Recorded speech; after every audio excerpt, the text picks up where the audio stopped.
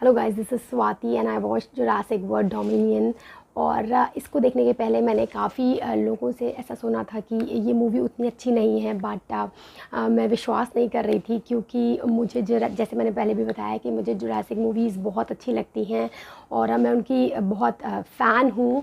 But मैं सोच रही थी कि शायद उनको उस तरीके से वो लोग नहीं देखे होंगे जैसे मैं देखूँगी। शायद मेरी कोई नॉस्टैल्जिक बोन हो जो जिसको वो अच्छी लगे, बट सॉरी टू से कि ऐसी कोई बोन नहीं है जिसको वो अच्छी लगे, क्योंकि इस तरीके से वो स्कैटर्ड थी। फिर भी मैं इसके कुछ पॉइंट्स बताना चाहूँगी इस मूवी के। मैं बहुत उम्मीद से देखने गई थी, तो मैं उसमें अच्छे अच्छे चीज़ें ढूंढ रही थी कि हाँ ये चीज़ अच्छी है। तो अगर अच्छी चीज़ों की बात करते हैं तो इसमें जो डायनासोर्स दिखाए गए हैं, जो नए नए डायनासोर्स दिखाए गए हैं, वो देखना एक एक्सपीरियंस था। इन्होंने एक बहुत बड़ा डायनासोर भी इंट्रोड्यूस किया है, गिगैंटोसॉरस करके शायद उसका नाम है। बिगेस्ट वर्ल्ड का बिगेस्ट कार्निवोरस बताते हैं बार बार उसे, और वो देखने में थोड़ा सा फियर्स लगता है। टीरेक्स से भी बड़ा है वो जो इनका। मुझे तो ऐसा लगता है कभी कभी इस मूवी में ये मेन प्रोटैगनिस्ट जो बनाते हैं अपना, वो टीरेक्स को ही बनाते हैं। हर बार टीरेक्स को ही जीतते हुए दिखाते हैं। तो इस बार भी टीरेक्स ही जीता है जो फाइट होती है फाइनल फाइट में। और नए नए इन्होंने जो डायनासोर्स दिखाए हैं उसमें कुछ ऐसे डायनासोर्स हैं जिनके फेदर्स हैं, कुछ कलरफुल हैं, और कुछ अपने पुराने डायनासोर्स भी इंट्रोड्यूस किए हैं जो मेन कैरेक्टर्स की डेथ के लिए रिस्पॉन्सिबल होते हैं। I would not give spoilers here, दो मैं ये नहीं रिकमेंड करूँगी कि आप हॉल में जाकर देखें मूवी जब तक आप उसके डाई हार्ड फ़ैन नहीं हैं, और आप डायनासोर्स को बड़ी स्क्रीन पे देखने के इच्छुक नहीं हैं, तब तक सच कोई पर्पज़ नहीं बनता है इसको जाके देखने का। OTT पे आ ही जाएगी ये।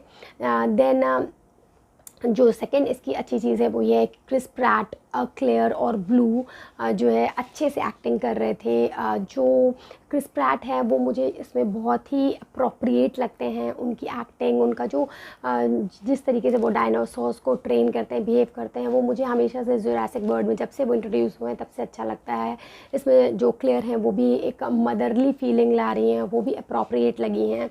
एक नया कैरेक्टर इंट्रोड्यूस हुआ है इसमें, काइला करके एक पायलट है और स्मगलर भी है वो। लेकिन वो एक बोल्ड लेडी दिखाई गई हैं जो हेल्प करती हैं लोगों की, तो वो कैरेक्टर मुझे बहुत अच्छा लगा है इस मूवी का।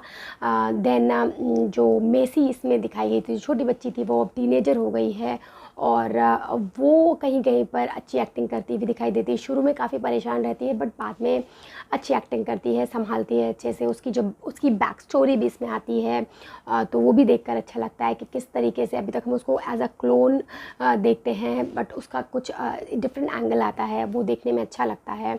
और मैल्कम जो आते हैं उनकी कहीं कहीं पर कॉमेडी जो है अप्रोप्रिएट लगती है, बट बाकी सारी जगहों पे मुझे वो क्रिंजी लग रहे थे।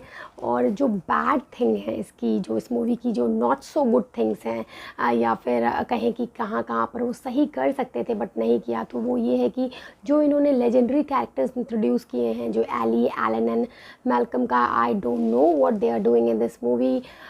इतने बड़े जो है कैरेक्टर्स हैं, इतनी इतनी मूवीज़ से चले आ रहे हैं, और वो कितना कुछ उनके थ्रू कर सकते थे, बट उनको एक कॉमिक एलिमेंट की तरह इंट्रोड्यूस किया गया है। एलन तो इसमें कुछ भी करते नहीं दिखाई देते हैं, उनको तो लगता है जैसे वो बोर हो रहे हैं। एली स्टिल कुछ एक्टिव और एंथुजियास्टिक दिखती हैं, but Alan was not interested at all, तो वो देख के अच्छा नहीं लगता है थोड़ा। देन जो इसमें विलन दिखाया गया है वो इतना लूज़र सा लगता है, वो इतना कंफ्यूज है, उसने अपने लिए कुछ भी बना के नहीं रखा है।